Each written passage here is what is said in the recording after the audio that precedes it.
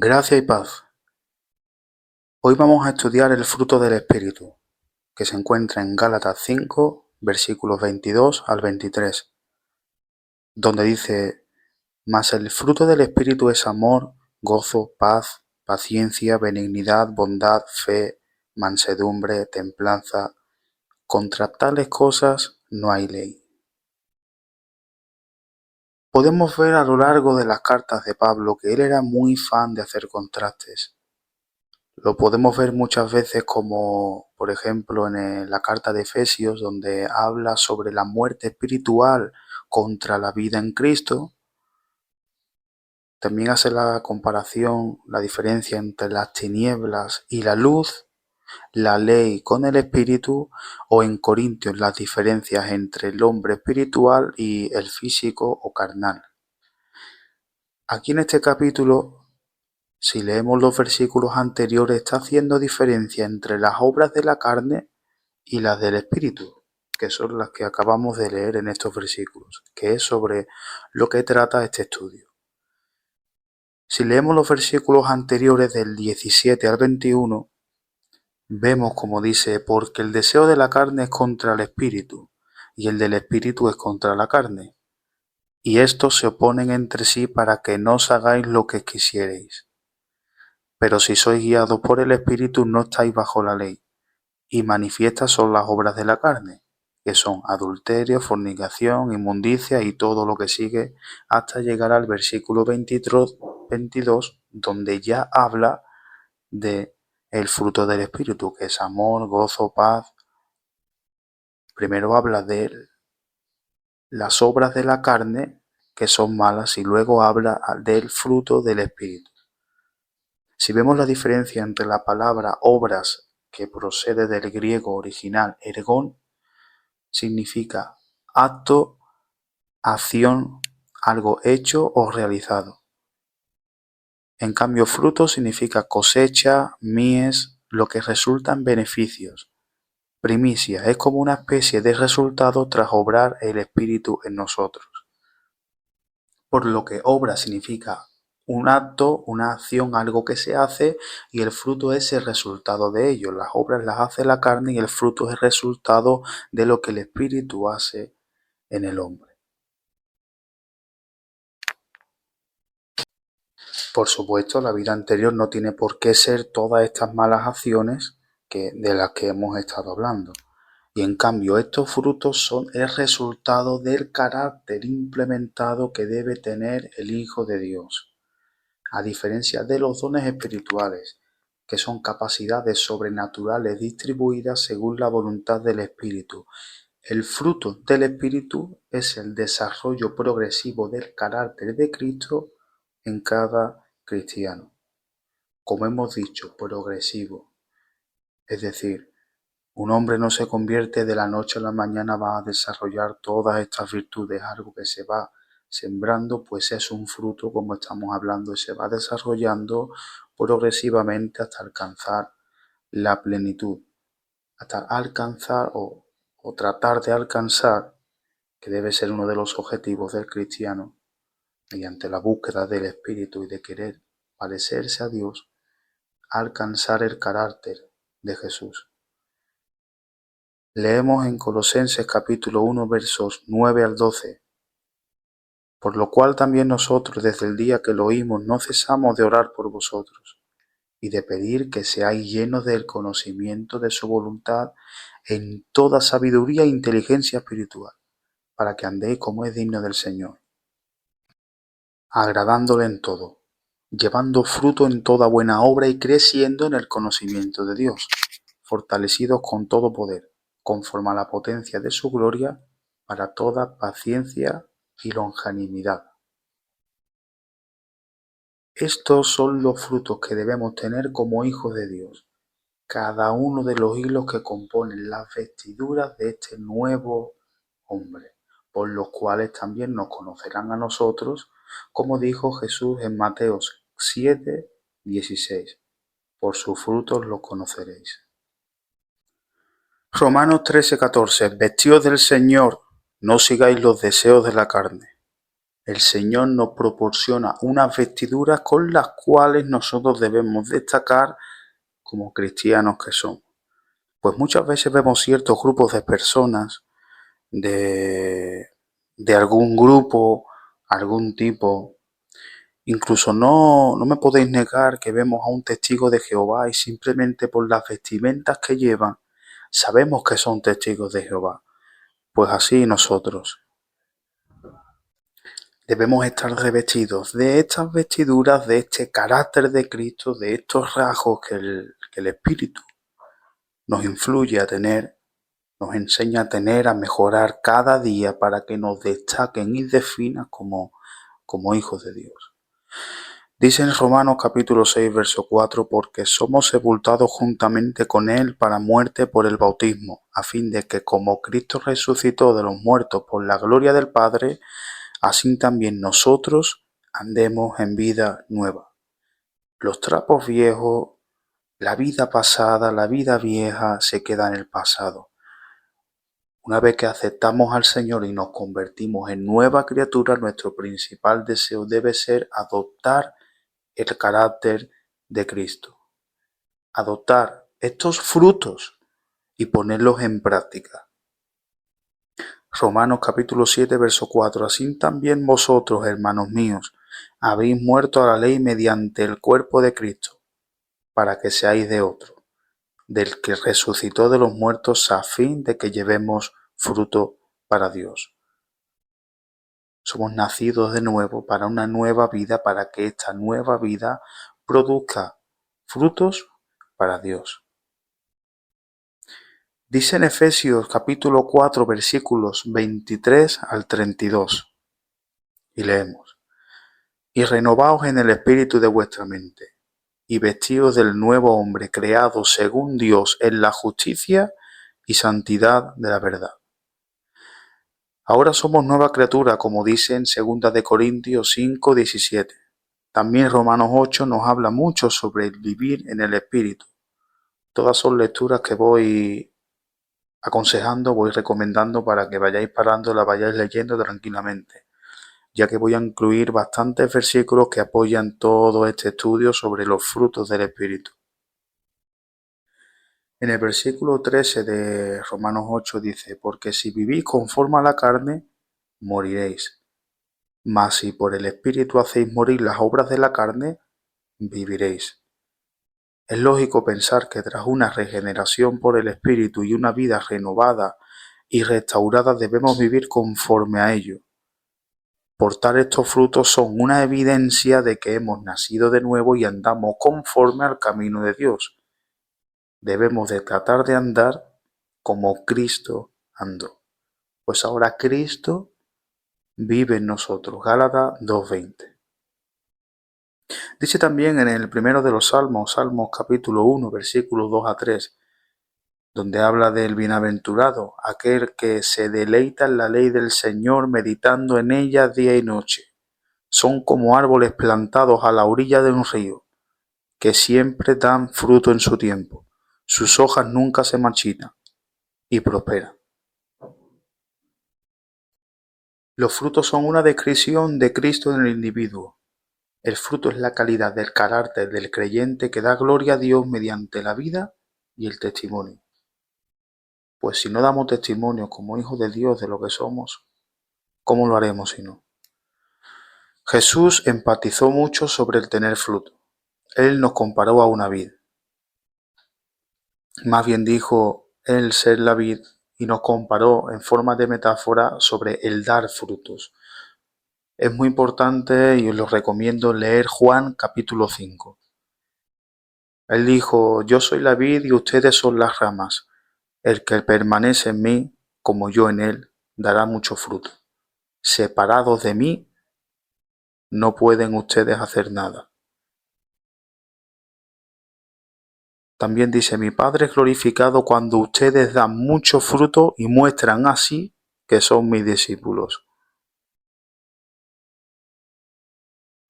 También dice: produzcan frutos que demuestren arrepentimiento. Volvemos a lo mismo. Si no mostramos frutos, ¿cómo demostramos nuestra fe?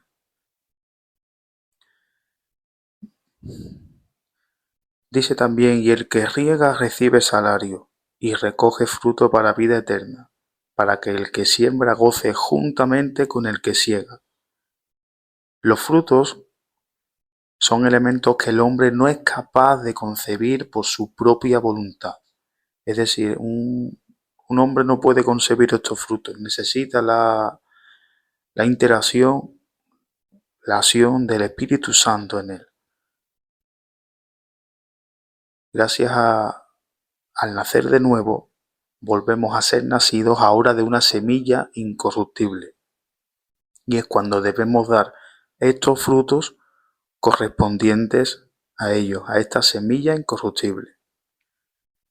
Cristo es la vid y Dios es el labrador que cuida de los pámpanos para lograr que produzcan fruto. Los pámpanos son todos los que se declaran seguidores de Cristo. Los pámpanos fructíferos son los verdaderos creyentes que mediante su unión viva con Cristo llevan mucho fruto, Pero a los que se tornan improductivos, a los que se arrepienten de seguir a Cristo después de comprometerse superficialmente, se les separará de la vid. Ser improductivo es como estar muertos, por lo cual los cortarán y los echarán fuera. Jesús en estos versos establece una diferencia entre dos tipos de poda. Uno, quitar, y otro, limpiar las ramas. Las ramas que llevan fruto se limpian a fin de promover el crecimiento. En otras palabras, a veces Dios debe disciplinarnos para fortalecer nuestro carácter y hacer aumentar nuestros frutos, aumentar nuestra fe. Pero las ramas igualmente que no llevan frutos se quitan del tronco porque solo son inútiles y lo que hacen son entorpecer el crecimiento de las otras y a menudo afectan el resto del árbol. Las personas que no llevan fruto para Dios o que intentan bloquear los esfuerzos de los que lo siguen serán cortados de su poder vitalizador. Dice la palabra que debemos examinarnos a nosotros mismos a ver si andamos en estos caminos y debemos comprobar si estamos realizando estos frutos dignos de arrepentimiento. Segunda de Corintios capítulo 13 versículo 5 o Mateo capítulo 3 versículo 8. En la Biblia encontramos también parábolas como la del sembrador o cuando dijo Jesús ese versículo tan conocido como por sus frutos los conoceréis. De esto hablaremos más adelante. ¿Qué significa el número 9 en la Biblia? En primer lugar, complexión y finalidad. El número 9 a menudo simboliza la finalización y la totalidad. Por ejemplo, recordamos que Jesús murió a la hora novena, sobre las 3 de la mañana aproximadamente. Sobre las 3 del mediodía, marcando la finalización de su sacrificio redentor. Y 9, por ejemplo, son los frutos de los cuales estamos hablando ahora o los que se mencionan aquí. El deseo de la carne es que hagáis las obras de la carne, mas el del Espíritu es que produzcáis los frutos del Espíritu, como dijo Pablo en Romanos 7. Hago lo que no quiero hacer. Nuestro cuerpo está en esa guerra.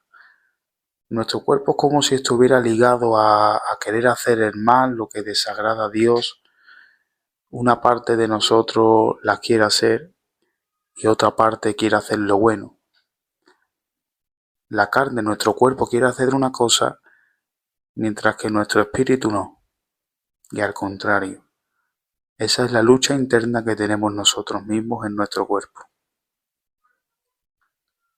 Nótese, muy importante, que se habla cuando leemos de el fruto del Espíritu es. No dice los frutos del Espíritu son, sino el fruto del Espíritu es. Es decir, es uno compuesto por todos estos. Así que para andar por el Espíritu, estos son los zapatos que nos debemos de poner. Todos juntos, todos son uno, en cadena. en serie, llámelos como quiera.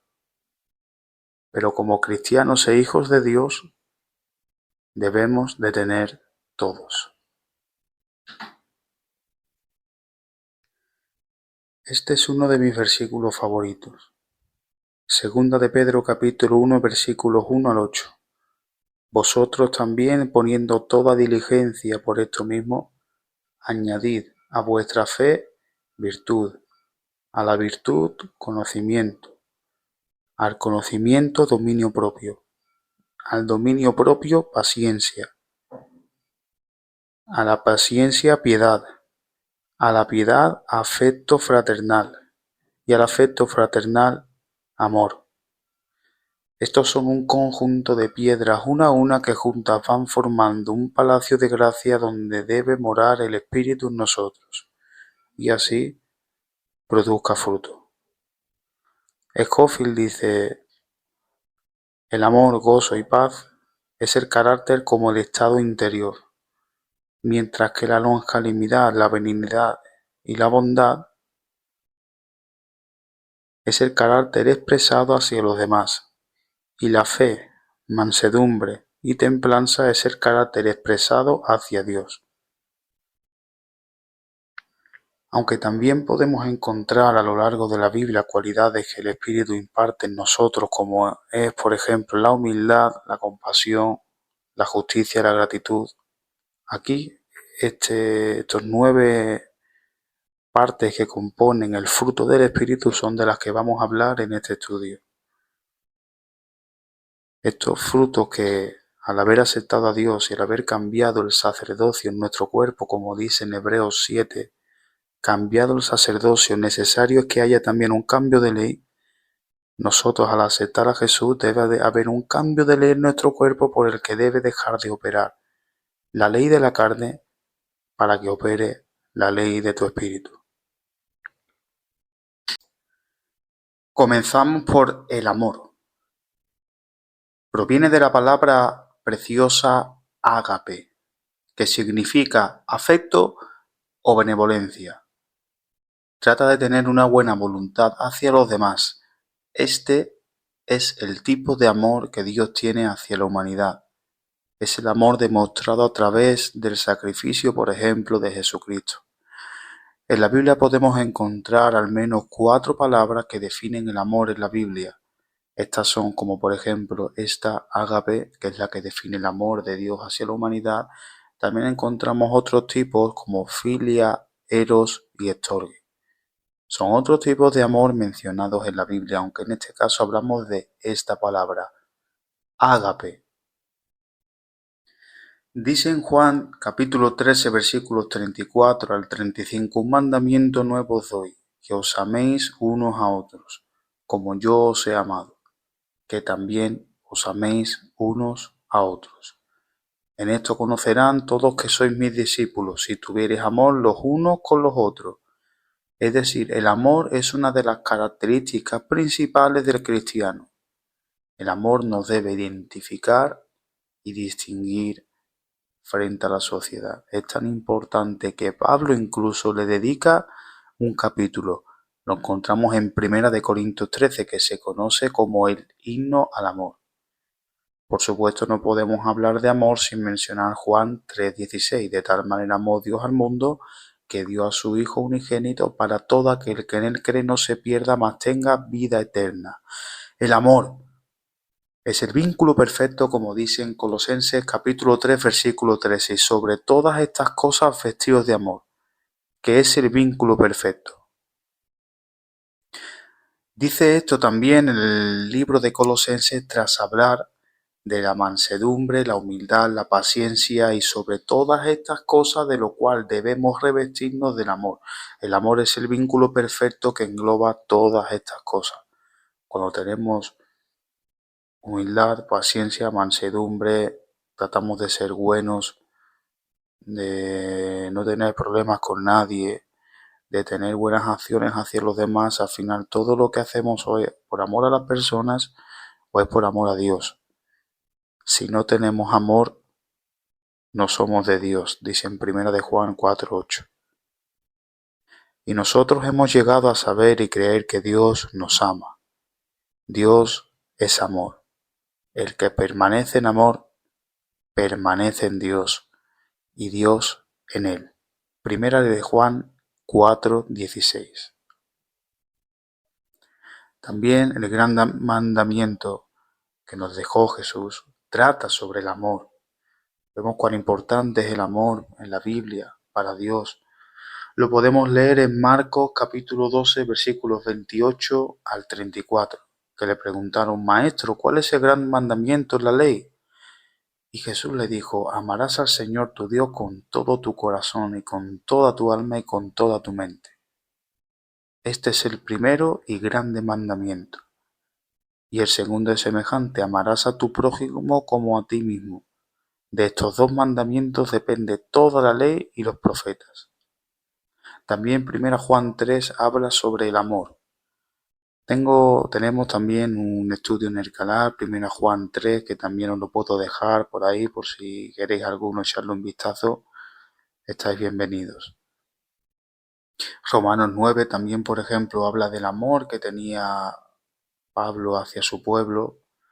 Él daba la vida por sus judíos, por su pueblo, por su nación. Todo lo que hagamos, debemos de tratar de hacerlo con amor.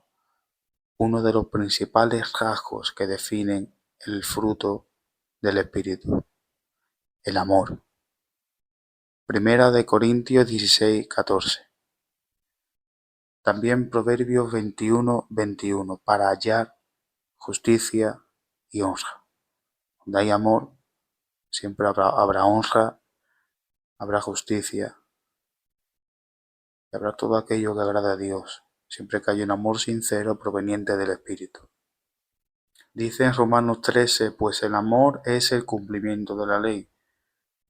Es decir, todo lo que englobe practicar ese amor que nos da el Espíritu, estamos practicando la ley de Dios. Porque el cumplimiento, el principal mandamiento, como hemos leído antes, es el amor. Y siempre que practiquemos el amor, estamos practicando la ley de Dios. Tener amor es cumplir con Dios, queridos hermanos. Ya que Dios nos ha amado así, también nosotros debemos amarnos los unos a los otros.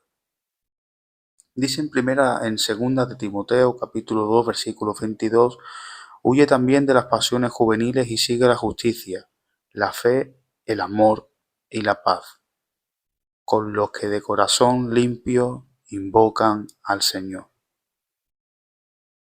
O primera de Juan, capítulo 4, versículo 11. Toda la ley se cumple en esto: amarás a tu prójimo como a ti mismo.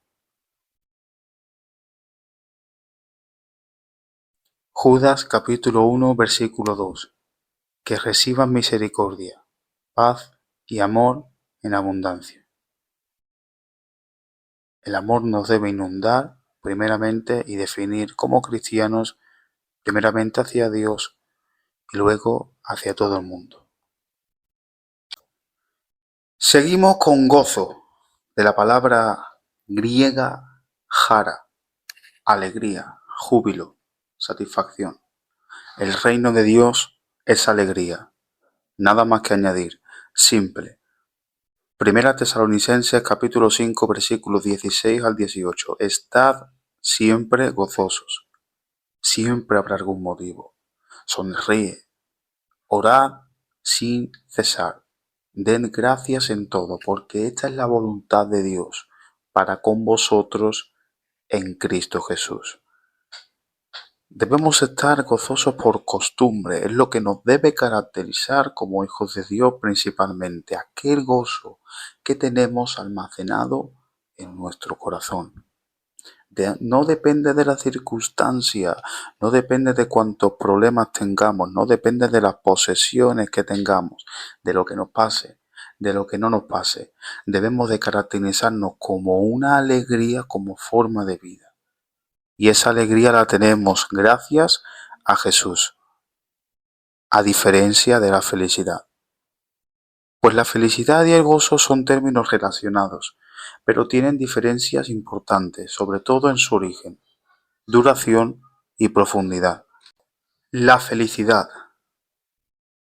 Su definición es como un estado emocional positivo que suele depender de circunstancias externas, frecuentemente causado por eventos agradables, logros, relaciones, posesiones, etc.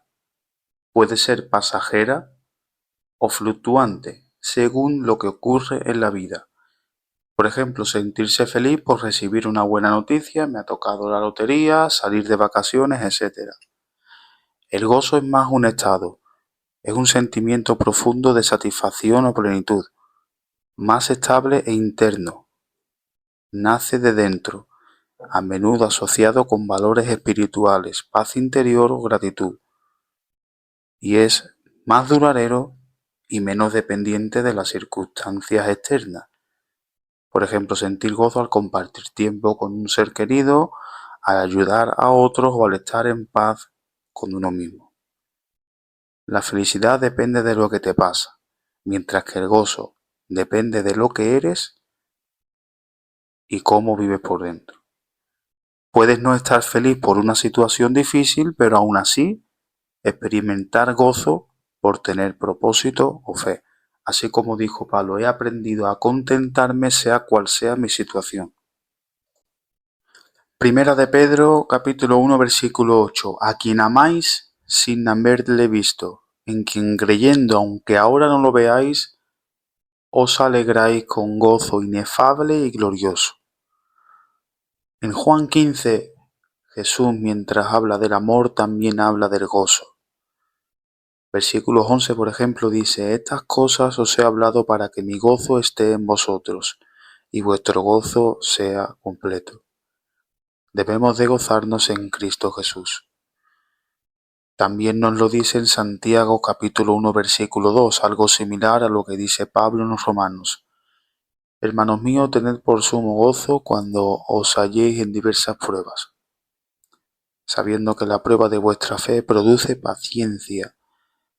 Con esa paciencia debemos tener gozo así como tuvo Jesús, lo cual le dio valor para cargar su cruz. En Hebreos 12, versículo 2 dice, fijemos la mirada en Jesús, el iniciador y perfeccionador de nuestra fe, quien por el gozo que le esperaba soportó la cruz. Jesús cargó esa cruz, pero mientras cargaba esa cruz, él miraba hacia adelante y se gozaba en lo que le esperaba en un futuro y saber que gracias a eso el ser humano tendría redención. Él se gozaba en eso a pesar de la situación y la circunstancia por la que estaba pasando. Y tú debes alegrarte en eso, de que tienes una vida eterna, gracias a Jesús. Y si Él se gozó cuando estaba sufriendo, no te vas a gozar tú que te ha dado a ti el regalo. Pues Él sufrió para que usted se gozara. Romanos 15:13, el Dios de esperanza os llene de todo gozo, paz y en el creer, para que abundéis en esperanza por el poder del Espíritu Santo. Mateo 25:21, bien, buen siervo y fiel, sobre poco has sido fiel, sobre mucho te pondré. En la parábola que explicaba, entra en el gozo de tu Señor. Así que el Señor te entrega este fruto para que lo uses para su obra. Dice Lucas capítulo 2, y había pastores en la misma región que velaban y guardaban las vigilias de la noche sobre sus rebaños. Y he aquí se les presentó un ángel del Señor, y la gloria del Señor les rodeó de resplandor, y tuvieron gran temor. Pero el ángel les dijo, no temáis, porque he aquí os doy nuevas de gran gozo, que serán para todo el pueblo, que os ha nacido hoy en la ciudad de David un Salvador, que es Cristo el Señor. El Señor Jesucristo debe ser el principal motivo de gozo para nuestras vidas. Este gozo no es el resultado de circunstancias favorables e incluso también nos ocurre, como hemos hablado, cuando estamos en unas circunstancias dolorosas y severas. Como ya dijo Pablo, que hemos dicho antes, no lo digo porque tenga escasez, pues he aprendido a contentarme cualquiera que sea mi situación. El gozo es un don de Dios y como tal todos los creyentes no pueden fabricarlo. Es un regalo, es algo que te da Dios, es algo lo que debemos recibir y deleitarnos en la bendición que Dios nos da. Pues en su presencia hay plenitud de gozo, dice en el Salmo 16:11. Isaías capítulo 61 versículo 10 dice: En gran manera me gozaré en Jehová. Mi alma se alegrará en mi Dios, porque me vistió con vestiduras de salvación. Me rodeó de manto de justicia. Como a novio me atavió y como a novia adornada con sus joyas. Filipenses 2:2. Completad mi gozo, sintiendo lo mismo, teniendo el mismo amor, unánimes, sintiendo una misma cosa. Todos debemos tener el mismo gozo. Nehemías 8:10. El gozo del Señor es nuestra fortaleza. Alégrate, como dice en Romanos capítulo 8, pase lo que le pase a un cristiano, todo es para bien. Vemos como Pablo insistía mucho en el gozo. También en Filipenses 4:4 dice: regocijaos en el Señor siempre. Otra vez digo, regocijaos. Proverbios 17:22. El corazón alegre mejora la salud, pero un espíritu abatido seca los huesos. Es que un corazón con gozo bueno es incluso bueno para la salud, es incluso mejor. Está estadísticamente comprobado, ¿no?, que una persona que aparentemente vive triste, amargada, con bajos momentos de felicidad, de alegría, es una persona que vivirá menos que una que está siempre alegre y con gozo en su corazón, te lo puedo asegurar. Dice en el Proverbio 15, el justo vive en un banquete continuo. Así que debemos tener este gozo, nos debe caracterizar independientemente de la situación como un regalo que Dios nos da y un rasgo de nuestro carácter, el gozo. Seguimos con la paz. La paz proviene de la palabra griega eirene, en sentido civil lo opuesto de la guerra y disensión, ya sea entre individuos, armonía como tal, o de un modo metafórico significa tranquilidad, principalmente que surge de una reconciliación con Dios, es decir, tranquilidad, paz en nuestra alma al haber recibido el favor de Dios, tranquilidad mental. ¿Qué sería del mundo sin la paz? Sin la poca tranquilidad que hay, sin la poca paz, porque evidentemente no se puede negar que estamos en guerra. Dios, en medio de esta guerra, de esta tormenta, Dios es paz. En medio de la tempestad, del conflicto, del problema, de la escasez, la Biblia nos demanda a ser hijos de paz y a practicarla. Porque si Dios derrumbó los muros que separaban a los gentiles de los judíos, como dice en Efesios 2, ¿por qué volver a construirlos nosotros y crear esas enemistades que siempre han surgido? Dice en Salmo 34:14, apartarse del mal. Apártate del mal y hacer bien. Busca la paz y síguela.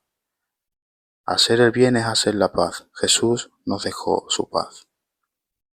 Juan 14:27, cuando dijo Jesús, mi paz os dejo, mi paz os doy, no como el mundo la da, porque su paz prevalece. El mundo te ofrecerá una falsa paz y seguridad, pero la de Dios es eterna. Si no tenemos paz, ¿qué clase de cristianos somos? ¿Qué clase de cristiano es aquel que vive en una continua contienda consigo mismo, con los de su alrededor, con los de su casa, su familia? Igual que tenemos un Dios de paz, tenemos un Dios pacifista, que le gusta el amor, la tranquilidad, la calma. Así debemos ser nosotros. Y seremos bienaventurados, como dijo Jesús en Mateo 5:9. Dichosos los que trabajan por la paz, porque serán llamados hijos de Dios. Dice en Romanos capítulo 12, si es posible y en cuanto dependa de ustedes, vivan en paz con todos. Hay un buen final para todos aquellos hombres que practican la paz, como dice el Salmo 37. Romanos 8:6. Ocuparse del Espíritu es vida y paz. Por supuesto, no podemos hablar de paz sin mencionar el Salmo 23. En paz me acostaré y así mismo dormiré. A Dios también, por ejemplo, se le llama el príncipe de paz, como podemos ver en Isaías 9:6.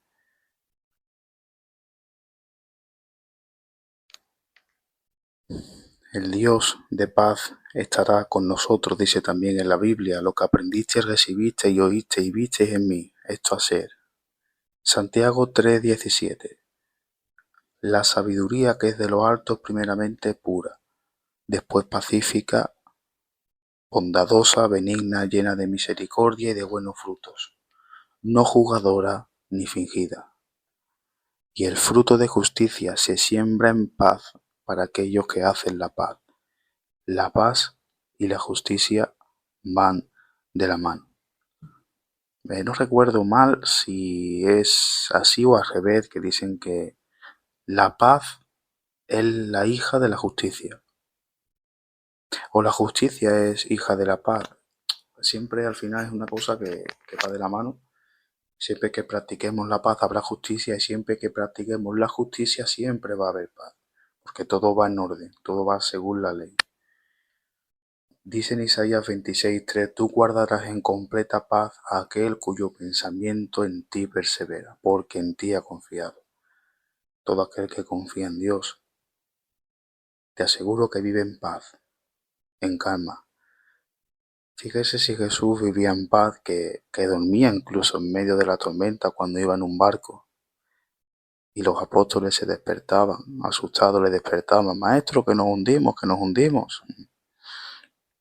La ley de Dios es paz. Hallar la palabra de Dios y meditarla en tu corazón es paz. Dice en el Salmo 119, mucha paz tienen los que aman tu ley, y nada los hace tropezar. Tener paz es caminar bien con Dios.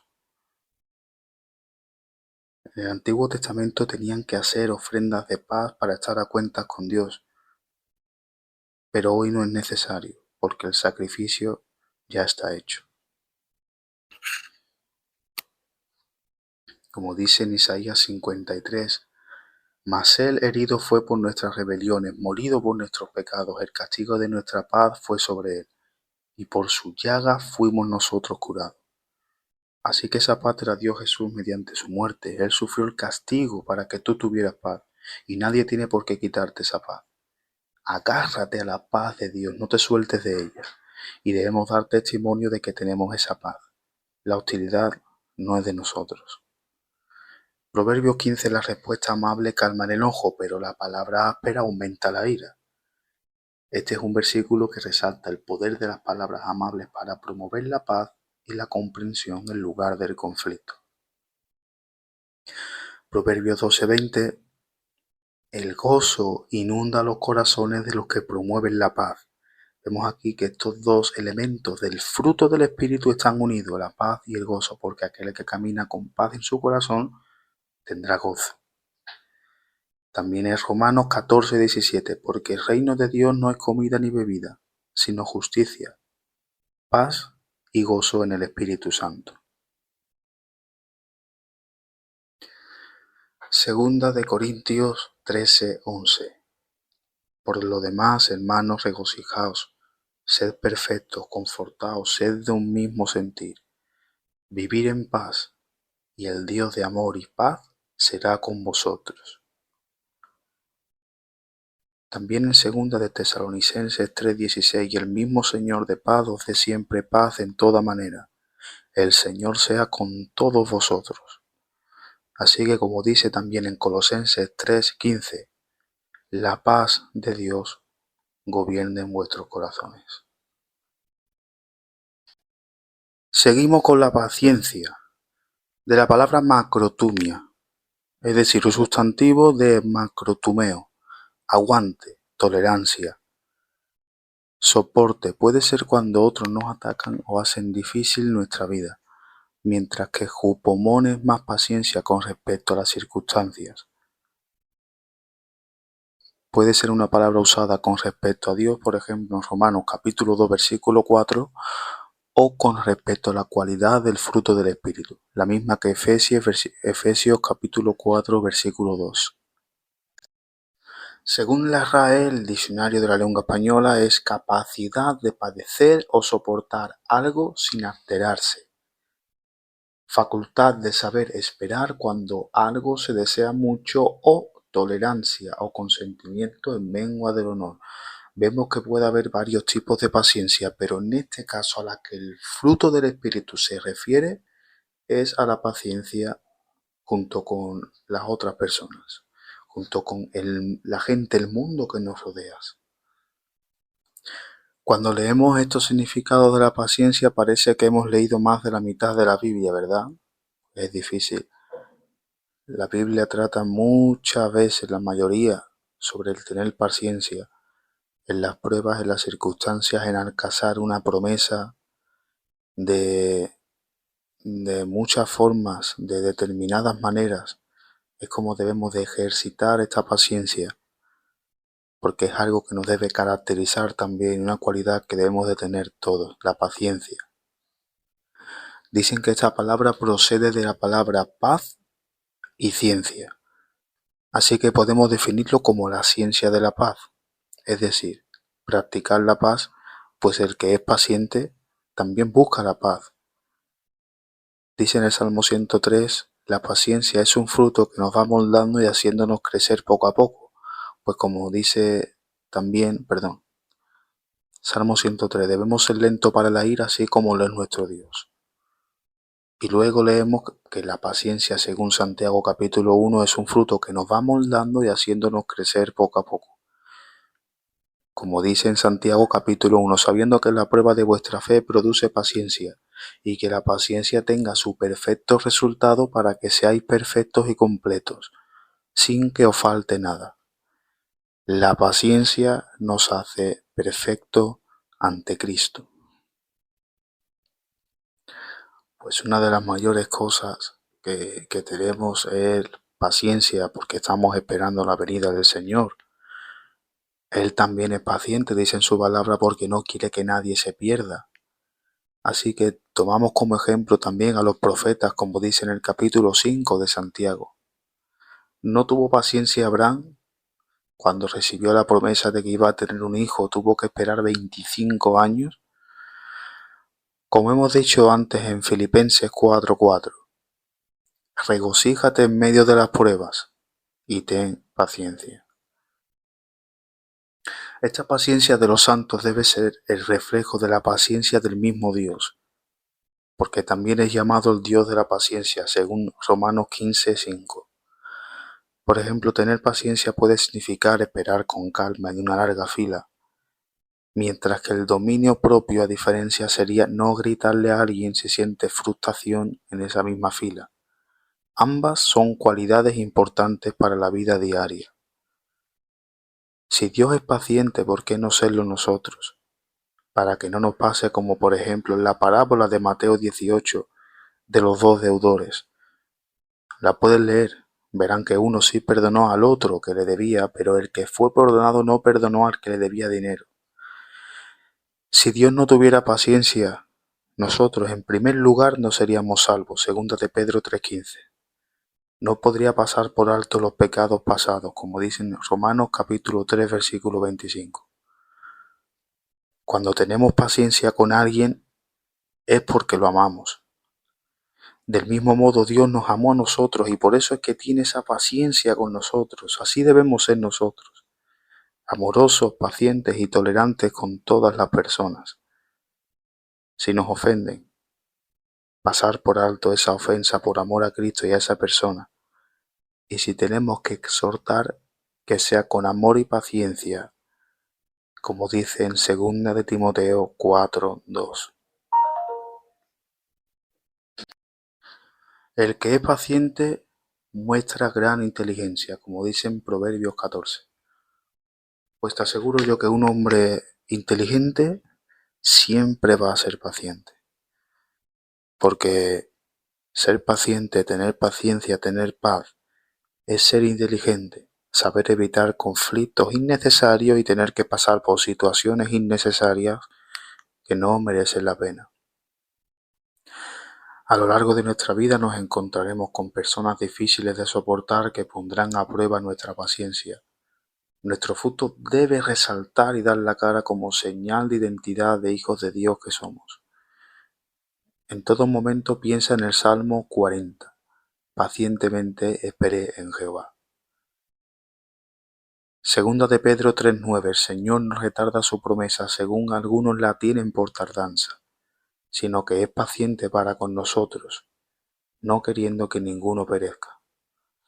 La paciencia es un gran arma para demostrar la pureza del Señor así como es.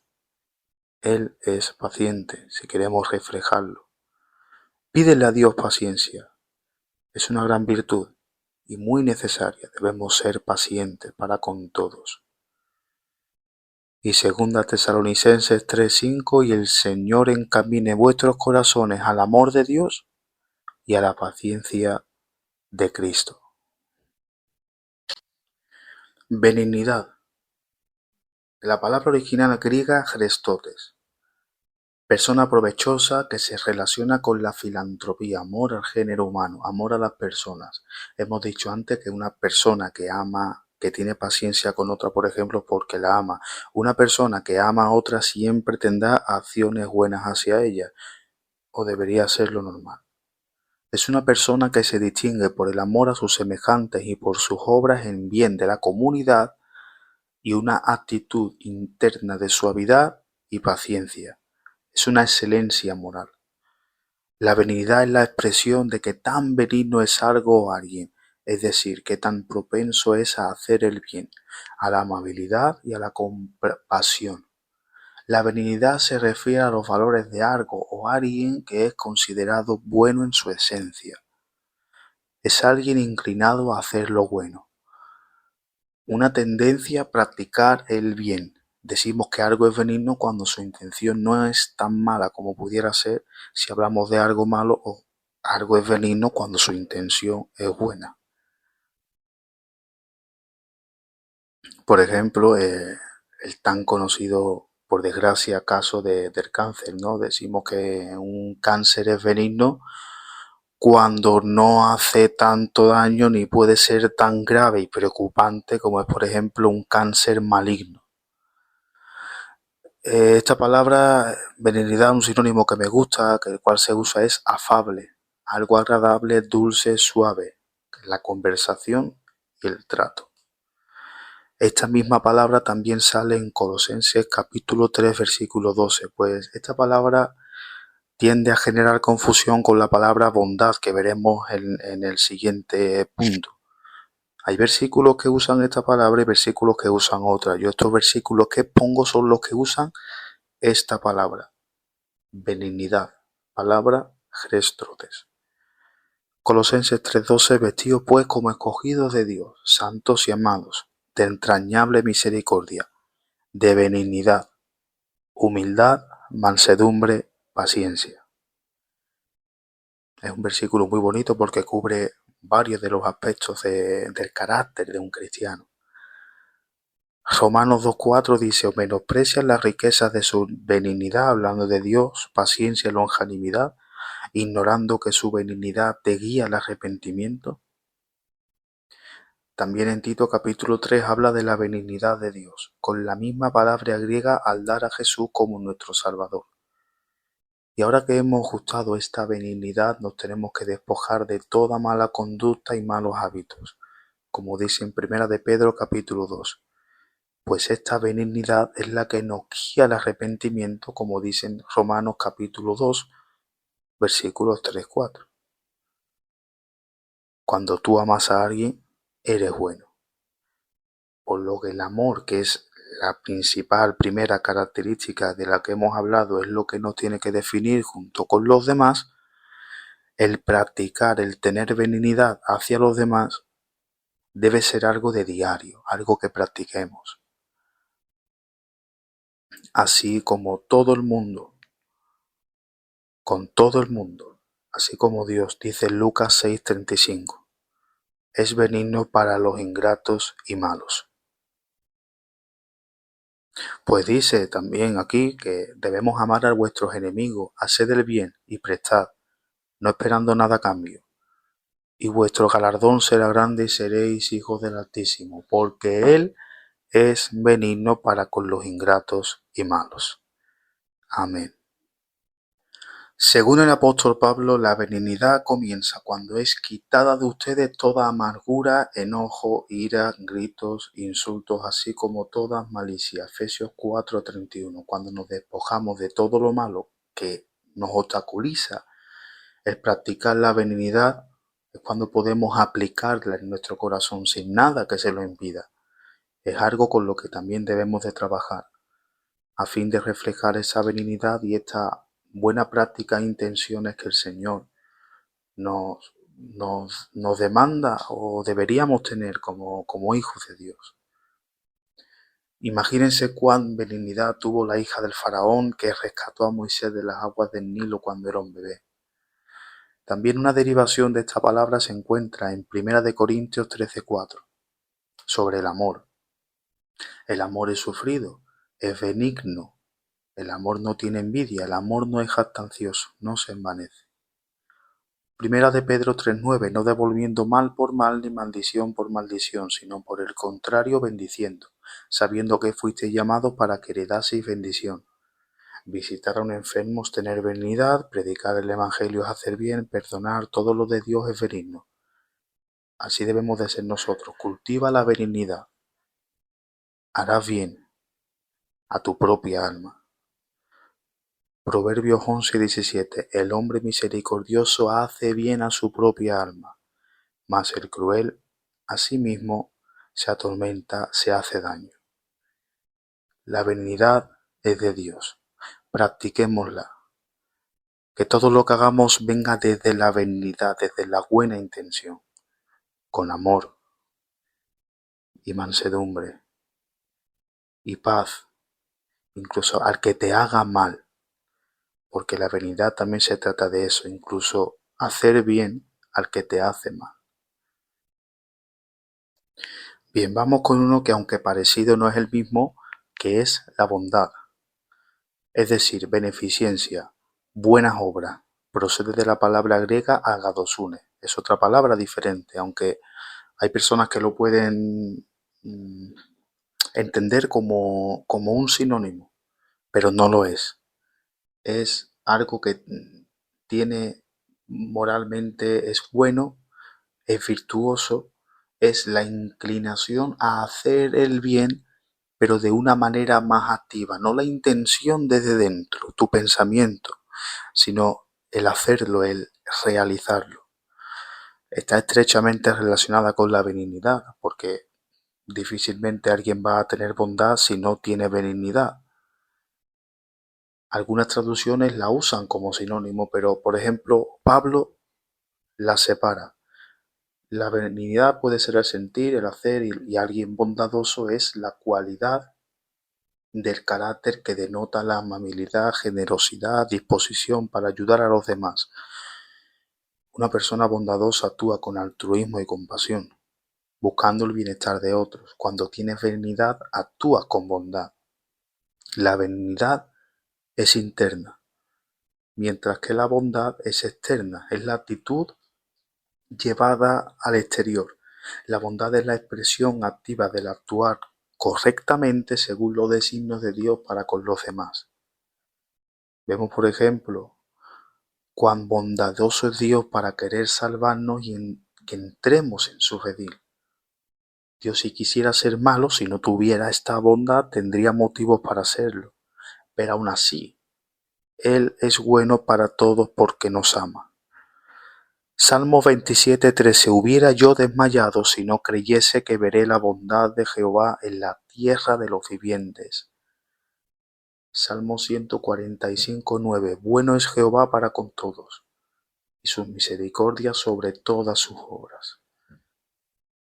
Repito, ¿qué sería de nosotros si Dios no fuera bueno? Y en Efesios capítulo 2, versículo 7 dice, para mostrar en los siglos venideros las abundantes riquezas de su gracia en su bondad para con nosotros en Cristo Jesús. Mayormente se usa la palabra original de benignidad que hemos dicho antes, aunque aquí se traduzca como bondad. Aunque también hay aquí, por ejemplo, un par de versículos que muestro que sí usan esta palabra. Romanos 15:14. Pero estoy seguro de vosotros, hermanos míos, de que vosotros mismos estáis llenos de bondad, llenos de todo conocimiento, de tal manera que podéis amonestaros los unos a los otros. Segunda Tesalonicenses 1:11. Por lo cual asimismo oramos siempre por vosotros, para que nuestro Dios os tenga por dignos de su llamamiento, y cumpla todo propósito de bondad y toda obra de fe con su poder. Dios desea que todos sus hijos sean bondadosos. Para ello debemos estar llenos de benignidad. Esto es algo que también Pablo deseaba.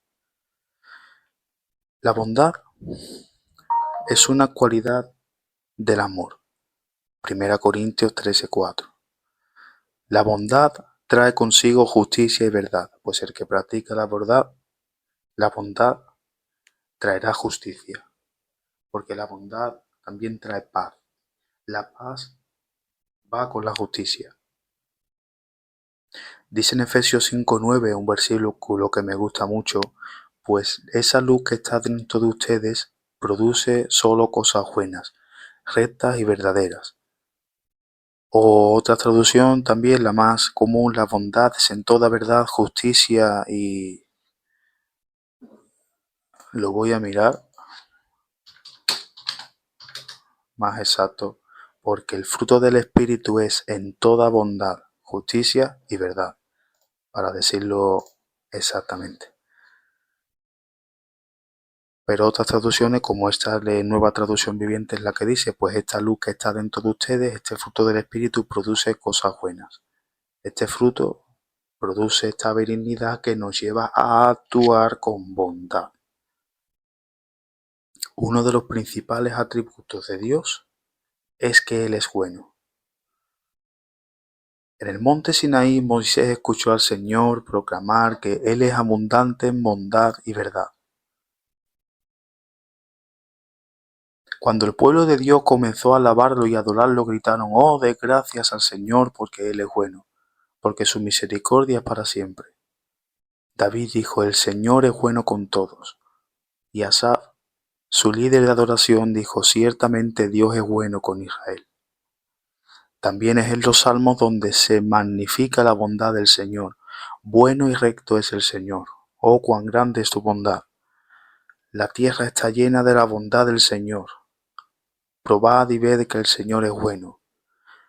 La bondad de Dios permanece continuamente, porque tú, Señor, eres bueno y estás pronto a perdonar. Oh, que los hombres den gracias al Señor por su bondad. Hay infinidad de salmos que hablan de la bondad de Dios. No debería ser necesario decir que la vida y el carácter de un anciano, de un hijo de Dios, de un siervo, de cualquier cristiano, debe reflejar la naturaleza de que Dios es bueno. Pues todo lo bueno que podamos dar hay que recordar que proviene directamente de Dios. Cuanto más busquemos a Dios, más buenos seremos. Pues Dios nos declara lo que es bueno, a base de justicia y humillación. Miqueas 6:8. Oh hombre, Él te ha declarado lo que es bueno, y lo que pide Jehová de ti solamente es hacer justicia, amar la misericordia y humillarte para andar con tu Dios. Así que, según tengamos oportunidad, hagamos bien a todos y mayormente a los de la familia de la fe. Gálatas 6:10. O Proverbios 3:27. No te niegues a hacer el bien a quien es debido, cuando tuvieres el poder para hacerlo. Siempre que tengas la oportunidad, practica la bondad, nacida desde tu benignidad, en el nombre de Jesús. Vamos con fe o fidelidad, depende de la traducción que leamos, que aunque procede también en latín, se dice fidelitas, con el significado de lealtad, de fidelis, fiel. y este también procede de fides, fe, corresponde, generalmente yo me quedo con la palabra griega pistis, fe, confianza, fidelidad, que se opone a la infidelidad o falta de fe o incredulidad. Se traduce también como persuasión o credibilidad, moralmente una convicción, especialmente confianza en Cristo para salvación. Además, en griego clásico, la palabra pistis tiene una connotación de persuasión y confianza, no solo en términos espirituales, sino también en el sentido de fidelidad y lealtad. En el Antiguo Testamento es uno de los atributos destacados de Dios junto con la misericordia. Imágenes como roca aplicada a Dios, Deuteronomio 32:4, describen simbólicamente la inmutable fidelidad divina, la verdad de sus palabras, la solidez de sus promesas. Dios es fiel, pero también es creíble. Él no miente ni se retracta. Números 23:19. Pide a su pueblo fidelidad a la alianza que Él renueva libremente. Los sacerdotes deben ser especialmente fieles. Cuando la fe se entiende como fruto implica que es el resultado de una vida espiritual madura y de una comunión cercana con el Espíritu Santo, pues alguien que no tiene fe, no se le puede tener fe en él, no tiene credibilidad. Alguien que no confía, es difícil que inspire confianza también, en el sentido de la fe. Hay varias traducciones, pero mayormente se refiere a la lealtad, observancia de la fe que alguien debe a otra persona. La palabra fe en el Antiguo Testamento apenas aparece. Sale la palabra hebrea emuná, que significa fe, confianza o fidelidad, por ejemplo en Habacuc 2:4, que se dice: el justo por la fe vivirá. O Salmos 92:2, que también es esa palabra: anunciar por la mañana tu misericordia y tu fidelidad cada noche. Lo que refleja la idea de que la emuná es una confianza activa en que Dios cumple sus promesas. Esta palabra, como hemos dicho, la palabra fe en el Antiguo Testamento solo aparece 3 veces. También Salmos 89 y Lamentaciones, capítulo 3, versículo 22, habla sobre la fidelidad de Dios. Podemos ver, por ejemplo, muchas veces nos puede llegar a sorprender la lealtad que puede tener un soldado en su comandante, un jugador de fútbol en su equipo, un presidente en su país, e igualmente un hijo de Dios debe destacarse por su fe, por su fidelidad. Podemos basarnos en Hebreos 11, está este relato sobre los héroes de la fe y la grande fe y fidelidad que tuvieron en Dios. La Biblia, la palabra de Dios, el Evangelio, trata sobre tener fe. Tenemos en el canal también un vídeo que habla sobre Efesios 2:8, que habla sobre la salvación que es por gracia. Un vídeo el cual ahora os recomiendo ver. Pero ¿por qué hablamos de esto? Porque un hombre de fe, a su vez, también tiene que denotar fidelidad. ¿Cómo puedes tener tu fe o cómo puedes querer que tengan fe en ti si tú no tienes fe en nadie? Es aquel varón en el que también se puede confiar, un hombre de palabra, un hombre que muestra sinceridad y palabra. Debemos imitar a Jesús en todo. Jesús tuvo palabra, la debemos de tener nosotros. Esto incluye su veracidad, su afirmación. Así que nosotros debemos ser fieles en ese aspecto, como dice en Tito 2:10, pues Dios también es fiel. Salmo 18, Dios es fiel con los que le son fieles. Dice el versículo 23 del Salmo 31, amad a Jehová todos vosotros sus santos, a los fieles guarda Jehová, y retribuye abundantemente al que procede con soberbia. Volvemos al ejemplo de Abraham: si no hubiera sido fiel, tampoco hubiera esperado esos 25 años, se hubiera apartado, se hubiera alejado del camino. Y según leo Santiago capítulo 2, entiendo que esta fe se perfecciona junto con nuestras obras, pues ellas son fruto de nuestra fe. Esta fidelidad es el fruto que lo hace a uno digno de confianza o crédito delante de Dios y del prójimo. Esto nos habilita a ser conformes a la verdad, es decir, a ser íntegros, a no defraudar la confianza de Dios ni de los demás puesta hacia nosotros. Pues ¿cómo vamos a predicar de la verdad sin andar nosotros en el camino de ella? Esta fidelidad nos sirve como escudo, como dice en Efesios capítulo 6. Va de la mano del dominio propio. Debemos tener fe en Dios para ejecutar ese dominio propio. Pues el que sabe que Dios está con él, tiene dominio propio porque entiende y sabe que Dios es el que lucha esas batallas por él. También se necesita esta fe para perdonar. Alguien que es fiel también perdona. Y esta fe la necesitamos, como por ejemplo en Lucas 17, los discípulos le piden a Jesús que les aumente la fe cuando Jesús habla sobre el perdonar a tu hermano. Pues si no tenemos amor, de nada sirve tener toda la fe del mundo, como dijo Pablo en 1 Corintios 13. 1 Tesalonicenses 5:8. Pero puesto que nosotros somos del día, seamos sobrios, habiéndonos puesto la coraza de la fe y del amor. Primera de Timoteo 4:12. Ninguno tenga en poco tu juventud, sino sé ejemplo de los creyentes en palabra, fidelidad, conducta, amor, espíritu, fe y pureza. Esta palabra yo la entiendo también como una palabra de peso, veraz, una palabra que se confirma, no cosas que no son verdaderas. Y aquí vemos también que la fe y el amor van unidos. Otro versículo que también me gusta mucho, Primera de Timoteo capítulo 1 versículo 5. El propósito de nuestro mandato es el amor que nace de un corazón puro, de una buena conciencia y una fe sincera.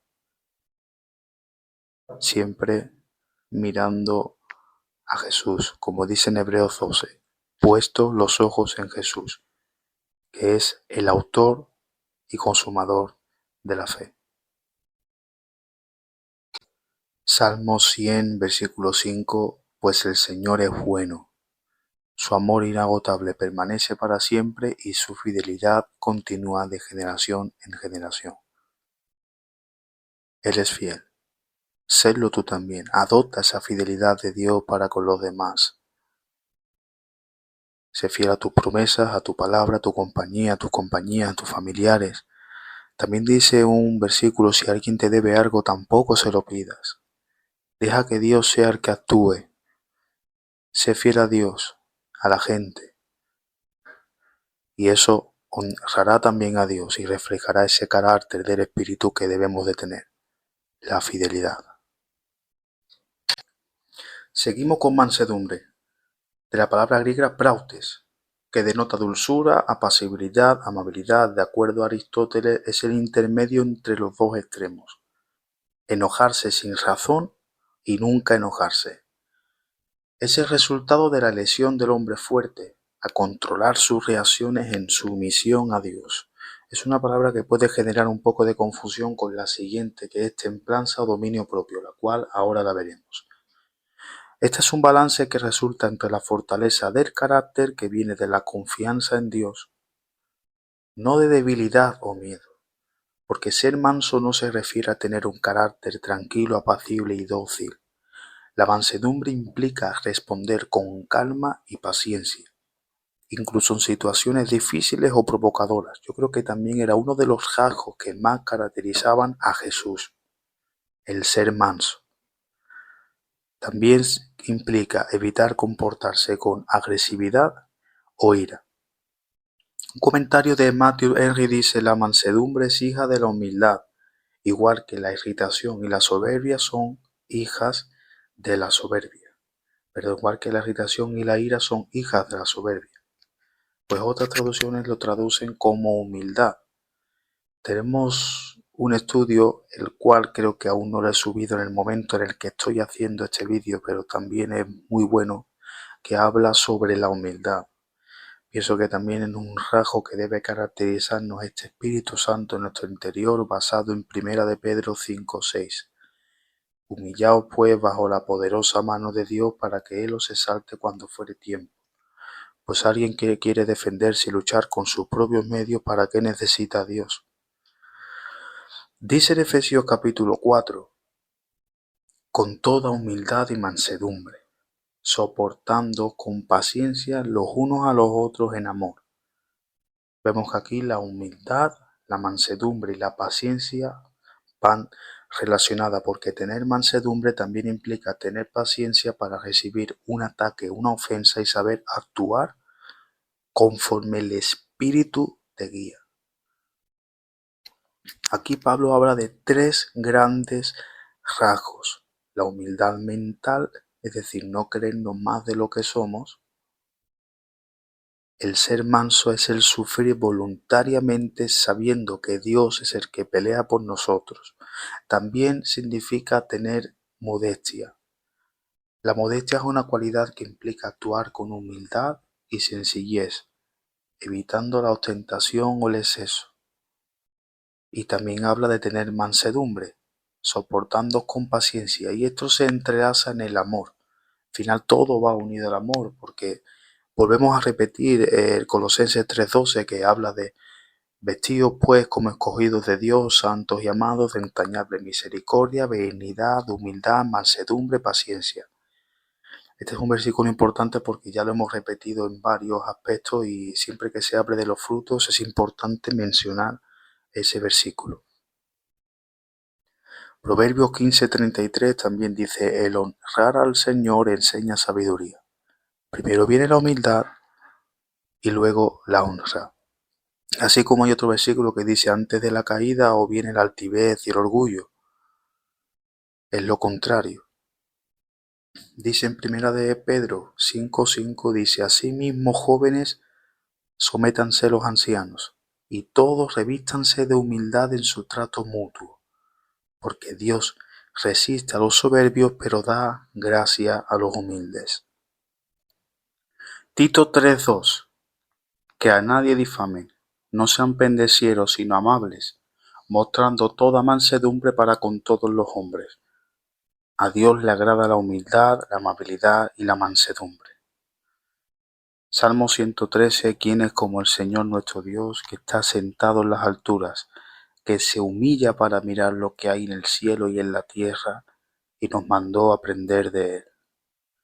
Dijo Jesús en Mateo, como no mencionar este versículo, Mateo 11:29, tomad mi yugo sobre vosotros y aprended de mí, que soy manso y humilde de corazón. No escatimando nunca a nadie superior a nosotros. Así es como debemos ser. Pues Jesús los llama humildes. La humildad y mansedumbre van muchas veces unidas en la Biblia, como hemos visto. Pero para ello también es necesaria la paciencia. También es uno de los requisitos fundamentales de los obispos, como vemos en 1 de Timoteo capítulo 3, versículo 3, amable, apacible.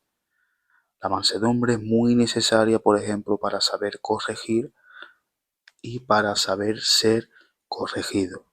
Segunda de Timoteo 2, 25-26. Que con mansedumbre corrija a los que se oponen, por si quizá Dios le conceda que se arrepientan para conocer la verdad.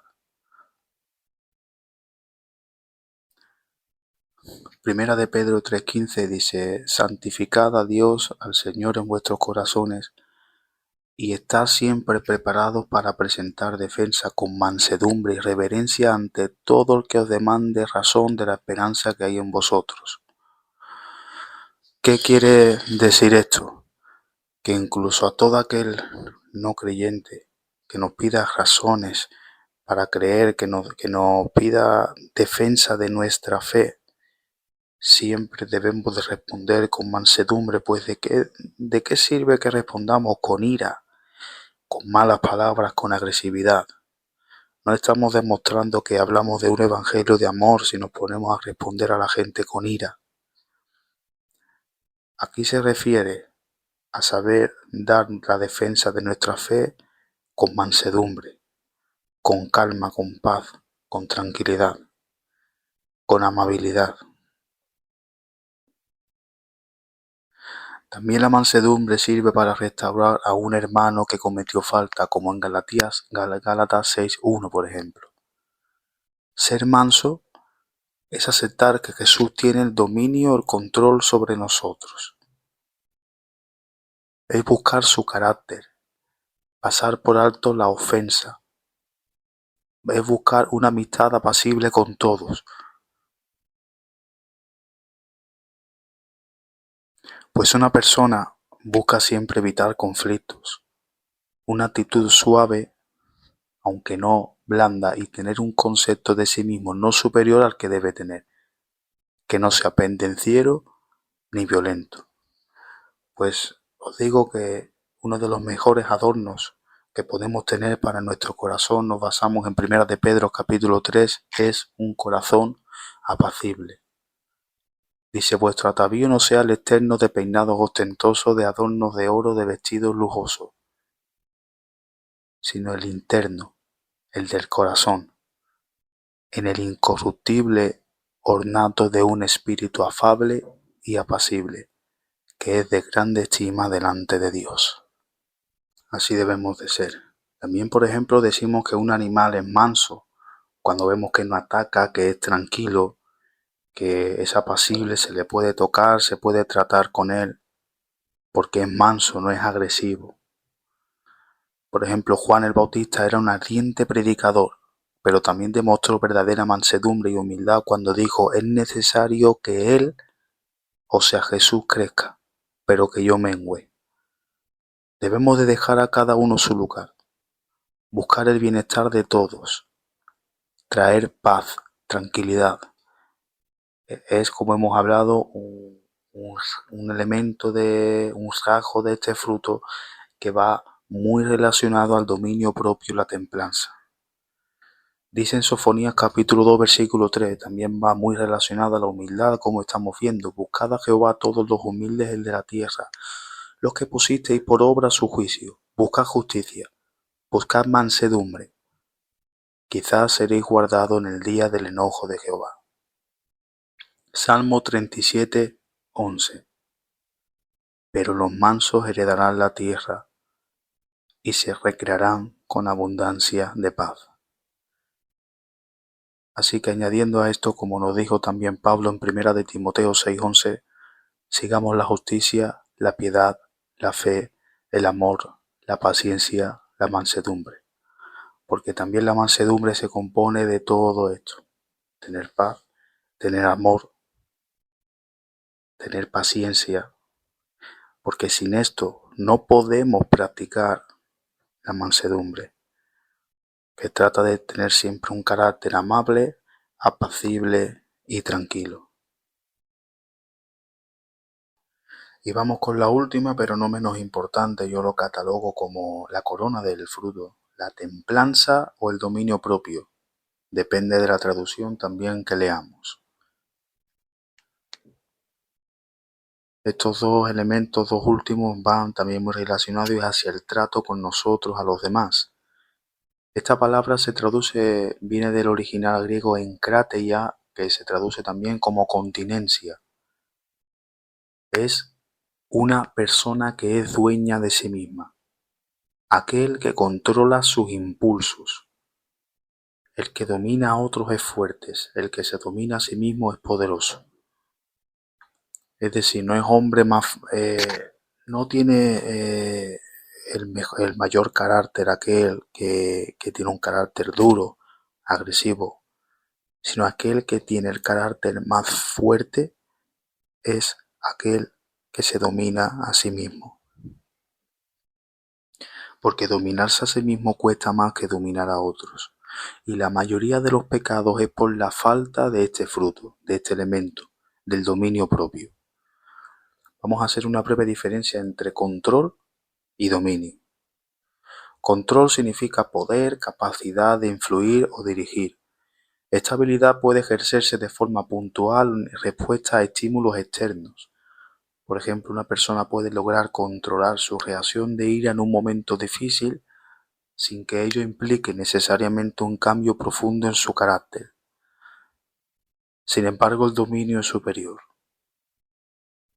Es un concepto más amplio y duradero, que implica autoridad, posesión o soberanía sobre algo. Va más allá del control.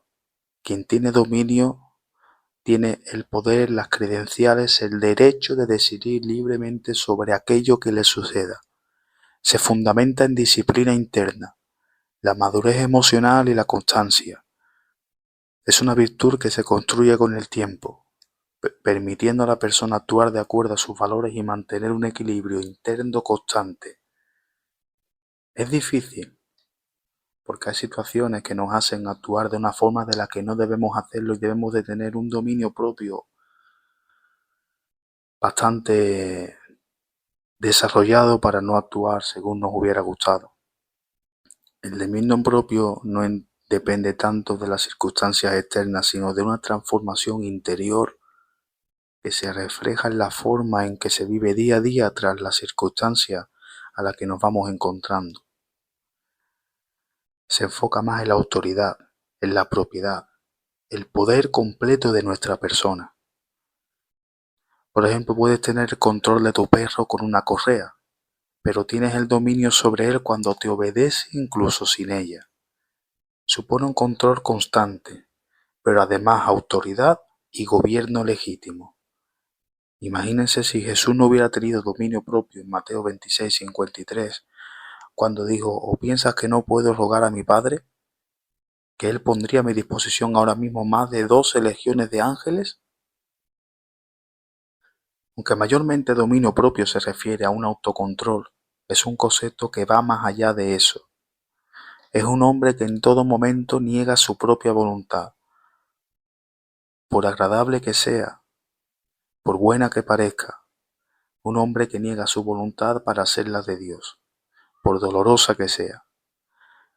Algunos sinónimos de dominio son posesión o pertenencia, es decir, alguien que es suyo, que no permite que ninguna actitud externa impropia se apodere de él por cualquier circunstancia. No pierde el dominio ni el control sobre su cuerpo. Porque si usted no controla sus pensamientos y sus emociones, ellos le van a controlar a usted. Esta templanza es negarnos a nosotros mismos, como nos dijo Jesús en Mateo. Niéguese a sí mismo, tome su cruz y sígueme. La templanza también, como significa esta palabra, es mantenerse en un estado equilibrado, tener sobriedad y continencia, no perder la forma por un arrebato ni estado emocional extremo o con algo que nos quiera dominar. También se puede aplicar en todos los ámbitos de la vida. El alcohol, la comida, vicios, es decir, que nada te domine, que seas tú mismo el que te domine, siempre con el Espíritu Santo, por supuesto. Es alguien templanza, como dice la palabra, alguien templado, que no procede a un extremo ni en otro, como cuando por ejemplo vemos el café templado que se mantiene a una temperatura constante, pues así, no por una circunstancia mala brotamos un exceso de ira y perdemos la forma, perdemos nuestra templanza, porque no hemos sabido dominar nuestro temperamento. Leemos por ejemplo 2 de Juan 8. Pablo también describe la templanza bíblica en 1 Corintios 9:27. Él también lo padeció. Al contrario, vivo con mucha disciplina y trato de dominarme a mí mismo, pues si anuncio a otros la buena noticia, no quiero que al final Dios me descalifique a mí. Incluso Pablo sabía el poder que la carne tenía para derribar su ministerio. Así que negó a su carne lo que deseaba para poder formar su fuerza de carácter. Y esto por supuesto también va de la mano de la mansedumbre, de la paciencia, etc. Casi siempre, el 90% de las veces, cuando un líder cristiano cae, o alguien importante, o Pues simplemente un hijo de Dios, una oveja normal. Casi siempre que uno cae es por falta de autocontrol y disciplina personal y prudencia. Dice en Proverbios 16:32, más vale ser paciente que valiente, más vale el dominio propio que conquistar ciudades.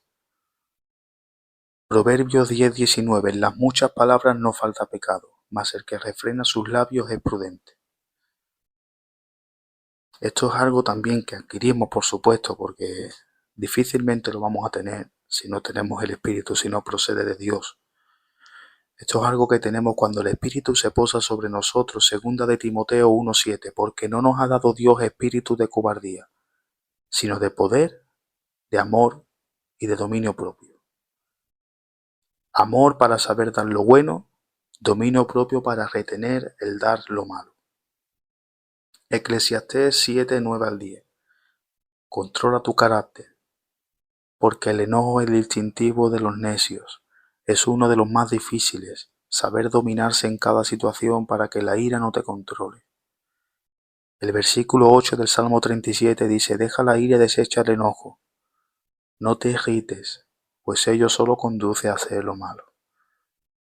No es que sea el malo pecar y enfadarse, perdón. Jesús lo dijo, airaos pero no pequéis. Pero hay una línea muy fina que divide la ira del pecado. Proverbios 25:28 nos advierte, como ciudad derribada y sin muro está el hombre que no puede frenar su espíritu. Muy importante tener dominio para no hacer nada de lo que nos tengamos que arrepentir, porque por un arrebato lo perdemos todo, pues la ira siempre intentará alejarnos y romper nuestra comunión y santificación con Dios. Así que debemos de saber controlarnos, tener dominio para que toda situación que nos presente, dejar nuestra reacción, nuestro arrebato en manos del Señor y ser constantes, sobrios, mantener una temperatura siempre, un temperamento calmado y no dejarnos llevar a una ira extrema ni perder nuestras formas por una circunstancia. Míralo todo como dice en Romano, todo es para bien. Pide la ayuda a Dios, que te ayude a reaccionar en cada momento como Jesús lo haría y a mantenerte siempre con un carácter templado. Así que con esto acabamos el estudio del fruto del Espíritu, orando, esperando que estas verdades transformen tu perspectiva. No somos llamados a esforzarnos para ser perfectos. Debemos esforzarnos, por supuesto. Debemos de tratar de serlo, por supuesto. Solo hay uno justo, que es Jesús, pero debemos de tratar de parecernos todo lo posible a Él. Nuestro llamado es a salvación, pero esa salvación conlleva también portar este fruto. Y sí, también podría decir que somos llamados a esforzarnos para ser perfectos, aunque creo que es prácticamente imposible serlo. Pero debemos de intentarlo, rendirnos para que Dios haga su obra en nosotros, permitir al Espíritu Santo construir en nuestro interior este fruto del mayor tamaño posible, que mayormente refleje el carácter de Dios, nos ayuda a parecernos a Él y actuar como Él quiere que actuemos en todo momento, portando todos estos elementos del fruto. Trabaja en tu interior, porque es como abrir la puerta a un manantial de gozo, paz y propósito. Empieza hoy. Dedica tiempo a la oración, escucha su palabra y deja que el Espíritu tome el timón de tu cuerpo, como un árbol cuidado por el mejor jardinero. Tu vida dará frutos que no solo bendecirán a otros, sino que glorificarán a Dios y también harán bien a tu alma. ¿Qué frutos deseas reflejar? Porque yo elijo reflejar todos los buenos, toda buena dádiva del Padre. Elige rendirte al Espíritu ahora y trabaja por mostrar todos estos frutos cada día más. Que Dios te bendiga. Recibe un fuerte abrazo de tu hermano José Ángel en el nombre de Jesús.